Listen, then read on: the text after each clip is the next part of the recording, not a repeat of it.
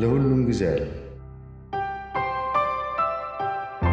ናፍቆት ማን ነው? ምን ፈለግ? ቁጭ በይ አንዴ። ቆማለ። እስቲ ስለ ድሮ ታሪክ ሻቶች የተገላገልሽው መንታ ነው።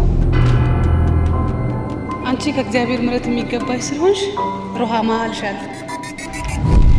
አንቺ ደግሞ ከእግዚአብሔር የተሰጠሽ ስጦታ ስለሆንሽ አብሳላት ልሻል። ብቻዬን ያደግኩት እናት አባት በእኔ ህይወት ውስጥ ያለው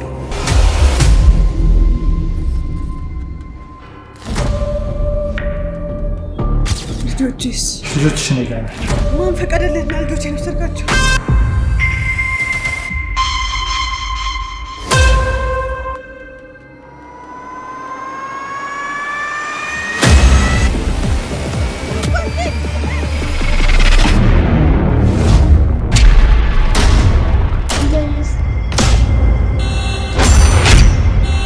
አሳፈርኩ አይደል?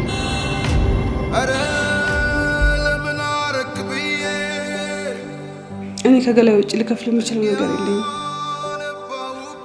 እኔ ብሩን እሰጥሻለሁ። እሱ ነው ምንም አያልቅብን።